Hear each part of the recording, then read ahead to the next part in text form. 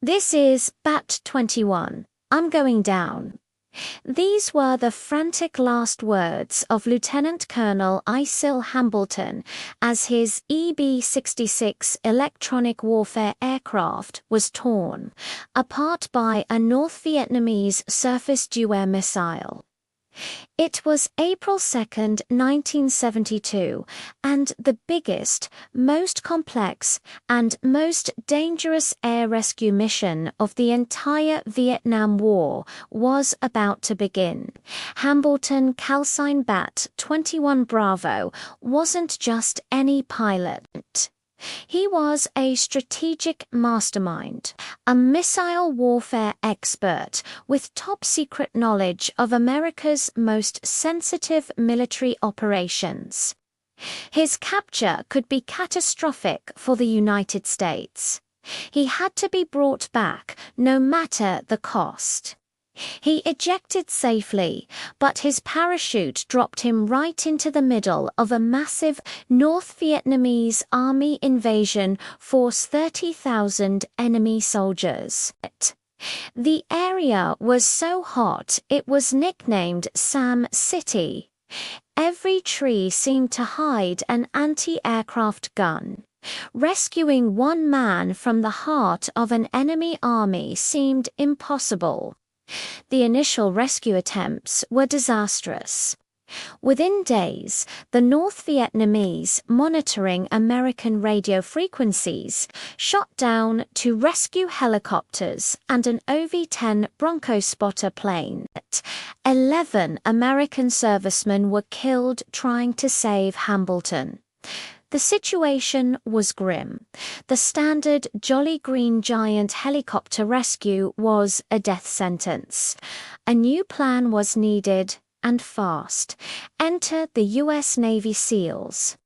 The mission was handed to a small, elite team led by Lieutenant Tom Norris.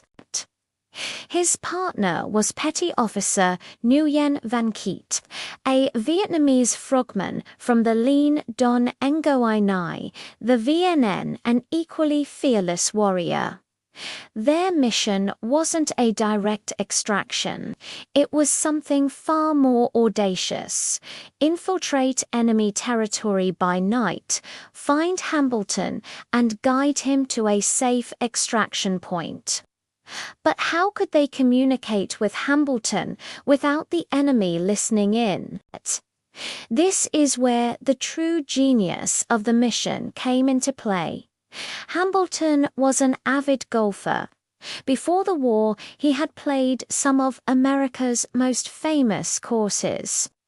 The Air Force Forward Air Controllers, or FACs, came up with an ingenious code. They told Hambleton to imagine he was playing a round of golf. Each instruction was a golf hole. Play the first hole at Tucson National, AFAC would say over the radio. Hambleton, using his memory of the course, would know this meant to move a certain distance in a certain direction, say 350 yards southwest. Now play the second hole would be the next instruction. For 9 agonizing days, Hambleton played a mental game of golf, moving stealthily from one hole to the next, evading enemy patrols, his body weak from starvation and injury. The forward air controllers, men like Captain Bill Henderson, flew their tiny, vulnerable OV-10 Broncos low and slow over the jungle, drawing fire, dropping smoke screens, and talking Hambleton through his every move. They were his eyes in the sky, his guardian angels, risking their lives on every pass. Meanwhile, Lieutenant Norris and Petty Officer Keat were making their own perilous journey. Under the cover of darkness, they commandeered a Vietnamese sampan, a small wooden boat, and disguised themselves as local fishermen. They paddled upriver, deep into enemy territory, navigating past enemy patrols and checkpoints. Their hearts must have been pounding with every paddle stroke. A single mistake, a single suspicious glance would mean their certain death. For several nights they searched the riverbanks, calling out softly in the dark, hoping for a response. They faced constant danger. At one point, they were forced to hide in the mud under the riverbank for hours as an enemy patrol passed just feet above them. Finally, on the night of April 13th, after nearly 2 weeks behind enemy lines, the moment of truth arrived. Norris and Keat located the exhausted and severely weakened Hambleton. He was barely able to move. They couldn't carry him back to the boat. The terrain was too difficult. So they did the only thing they could. They put him in the water. With Norris pulling and Keat pushing, they floated the downed pilot down the river, hiding among bamboo and reeds, trying to stay silent as enemy soldiers patrolled the banks. They could hear their voices, see their flashlights sweeping across the water. It was a nerve-shredding journey that lasted for hours. As dawn approached, they finally reached a rendezvous point. A forward air controller overhead confirmed their position.